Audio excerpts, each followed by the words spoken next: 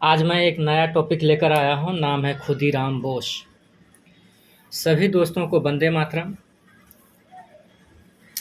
समय को बर्बाद नहीं करते हुए मैं जल्दी से स्टार्ट करता हूँ। आज हम लोग ऐसे व्यक्तित्व के विषय में जानेंगे, समझेंगे जिन्होंने अपने देश या राष्ट्र के लिए राष्ट्र के सपूतों का अपने गलत न्यायिक निर्णय द्वारा काल की भेंट या गर्भ में धकेल देते थे। ऐसे ही गलत फैसला देने वाले को एक ऐसे युवक ने काल के गर्भ में भेजने का फैसला किया जिनका नाम खुदीराम बोस था। जिस आयु में लोग अपने करियर को लेकर चिंतित रहते हैं और हसीन चेहरे को दिलों में छिपा कर रखते हैं और सफलता के परिणाम स्वरूप उसे पाना चाहते हैं, लेकिन ऐसे युवकों में से एक युवक ने संपूर्ण उम्र माँ भारती को आज़ाद कराने के लिए आत्म बलिदान कर दिया। आज हम लोग उनकी साहसपूर्ण किए गए कार्यों को जानेंगे और जो भारतीयों में साहस और गैर न्याय के प्रति आवाज़ उठाने के लिए प्रेरित करते हैं। खुदीराम बोस का जन्म 3 दिसंबर 1889 को पश्चिम बंगाल के मिदनापुर जिला गांव बहुबेनी नामक गांव में हुआ था। उनकी मृत्यु 11 अगस्त 1908 को मुजफ्फरपुर जेल में फांसी के कारण हुआ था।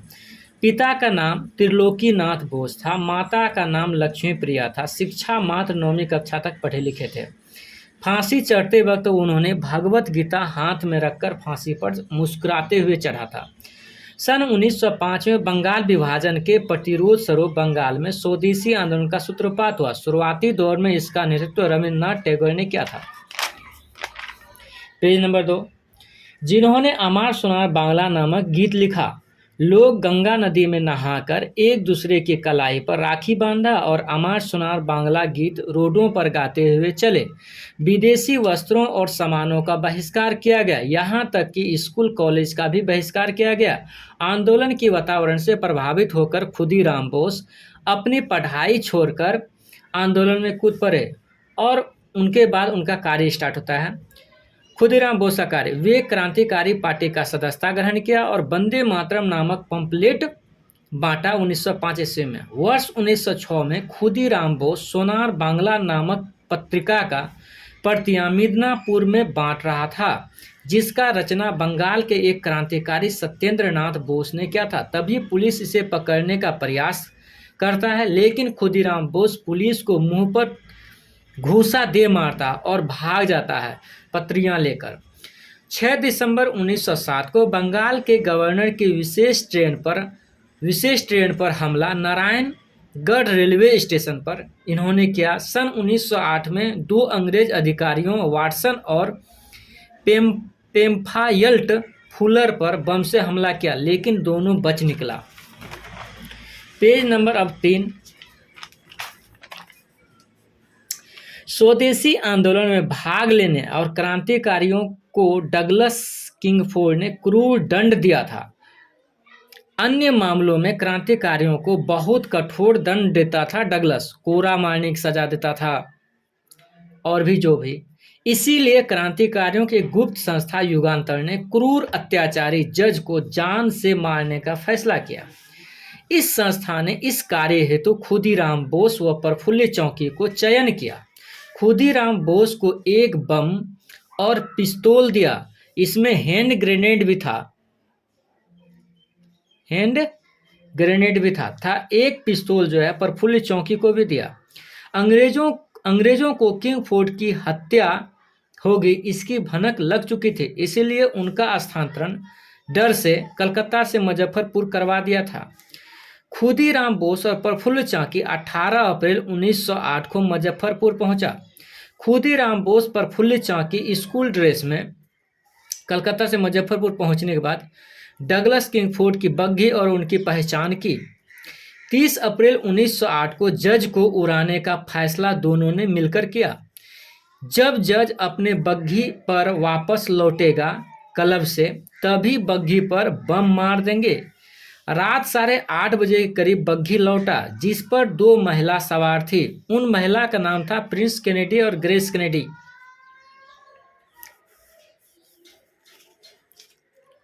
लौटा जिस पर 2 महिला सवार थी। बग्घी का पीछा किया और उस पर बम मारा। 2 महिला मारी गई जिनका नाम प्रिंस केनेडी और ग्रेस केनेडी था। Page number 4। बम मारने के बाद वो दोनों उस स्थान से भाग निकले। 8 अप्रैल 1908 को भी पार्सल में बम रखकर जज डगलस किंगफोर्ड को मारने की योजना बनाई थी, लेकिन उसमें भी जज डगलस बच गया था। खुदीराम बोस 1 मई 1908 को बेनी रेलवे स्टेशन पर पकड़ा गया क्योंकि वे थक गए थे, थक कर पानी पी रहे थे, किसी से मांगकर। उनके कपड़े गंदे हो गए थे। वहाँ पर लोगों के बीच जो है आपस में बातचीत हो रही थी कि किंगफोर्ड नहीं मरा, बल्कि अंग्रेज की पत्नियां और उनकी बेटी मारी गई। उसी समय उनका कपड़ा देखकर उनके पूछ जांच के द्वारा पुलिस ने उसको झपट लिया। उनके पैकेट से 37 कारतूस निकले, 30 रुपये निकले, एक पिस्तौल भी निकला। भागते वक्त उनका एक जूता भी छूट गया था, जो पहचान के वक्त पता चला खुदीराम बोस का जूता है। मुजफ्फरपुर बम कांड में उसे 11 जून 1908 को फांसी की सजा सुनाई गई और 11 अगस्त 1908 को मुजफ्फरपुर जेल में फांसी दे दी गई। इस समय फांसी देते वक्त उन्होंने हाथ में गीता रखा हुआ था और गीता रखते हुए उन्होंने जो है हंसकर जो है फांसी को अपने गले में लगाया। बंगाल के जुलाहों ने एक खास किस्म के धोती बुना जिनके किनारे पर खुदीराम बोस का नाम लिखा होता था। इससे वे संपूर्ण भारत में प्रसिद्ध हो गए। थोड़े ही दिनों के बाद डगलस किंग्सफोर्ड डर से मर गया। निष्कर्ष में अगर हम बात करें तो खुदीराम बोस साहसी, वीर, निडर, राष्ट्रभक्त सपूत थे। वो एक योद्धा थे जिन्होंने अपने वयस्क होती हुई जिंदगी को अपने देश के लिए कुर्बान कर दिया या आत्म बलिदान कर दिए। प्रफुल्ल चंद्र की मृत्यु के विषय में भी थोड़ी सी बात कर लूं। त्रिगुण चरण घोष उसे अपने ओर भागते हुए देखा। 30 अप्रैल 1908 को जब मुजफ्फरपुर डगलस के घर पर बम फेंका था तो वहां से वे भाग रहे थे। त्रिगुण चरण घोष उसे अपने पीछे भागते हुए देखा। उसे उन्होंने फैसला किया कि मैं इस क्रांतिकारी को आश्रय दूंगा। खाना खिलाया, ट्रेन पर बैठाया। ट्रेन पर बैठाने के बाद British sub inspector Banerjee train में ही सवार थे। इंस्पेक्टर अगले स्टेशन पर चुपके से पुलिस कर्मी को बता दिया। वहां चारों ओर से पुलिस ने प्रफुल्ल चंद्र चौकी को घेर लिया। घिरा देखकर प्रफुल्ल चंद्र चौकी ने खुद को गोली मार लिया। अब निष्कर्ष में हम कह सकते हैं कि ये बहुत कम उम्र के थे, देशभक्त थे, राष्ट्रवीर थे, निडर थे जिन्होंने अपने देश के लिए आत्म बलिदान दिया और इस कार्य के लिए उन्होंने अन्य क्रांतिकारियों को शामिल होने के लिए उत्साह प्रदान किया, जो देश के मर मिटने के लिए आतुर रहते थे। धन्यवाद दोस्तों, आज का वीडियो यहीं तक। देखने के लिए लाइक करें, सब्सक्राइब करें, शेयर करें। Thank you. वंदे मातरम। जय हिंद, जय भारत।